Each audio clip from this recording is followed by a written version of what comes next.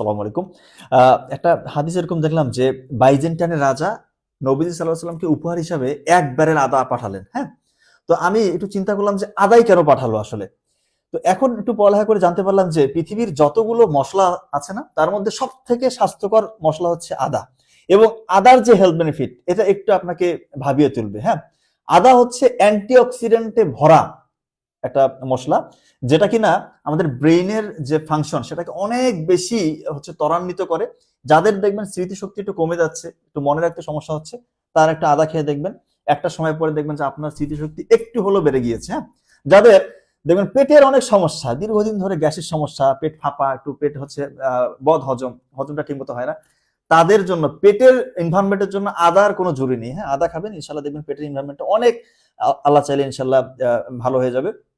যারা দীর্ঘদিন ধরে যে বিভিন্ন রকমের হাড়ের ব্যথা, মানে কোমরে ব্যথা, হাঁটুতে ব্যথা, হ্যাঁ, মাসেলে ব্যথা, অ্যান্টি ইনফ্লামেটরি এজেন্ট অনেক বেশি আছে আদাতে।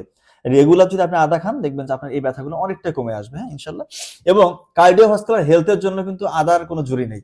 যারা হার্ট অ্যাটাকের ঝুঁকির মধ্যে আছেন, হার্ট অ্যাটাকের ঝুঁকি কমায় আদা, আসলে সত্যি হার্ট অ্যাটাকের ঝুঁকি কমায়। এবং ডায়াবেটিক্স যাদের দেখবেন যে ডায়াবেটিস কমাতে চাচ্ছেন, অনেক রকমের যে ওষুধপত্র খাচ্ছেন, এটার সাথে আদা খাবেন, দেখবেন অনেকটাই ডায়াবেটিসের যে গ্লুকোজ লেভেলটা আপনার অনেকটাই কমিয়ে আনবে ইনশাল্লাহ।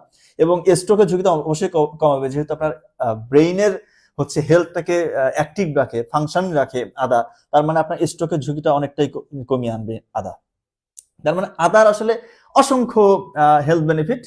তো এ কারণেই পবিত্র কোরআনে আপনি যে ৭৬ নম্বর সূরা, সেখানে ১৭ নম্বর আয়াতটা দেখবেন, সেখানে আল্লাহ তাআলা ঘোষণা করছে যে আমি যারা জান্নাতি তাদেরকে আদা মিশ্রিত পানীয় দিয়ে তাদেরকে তুষ্ট করব। তার মানে আল্লাহ তাআলা জান্নাতীদেরকে তুষ্ট করবে আদা মিশ্রিত পানি দিয়ে।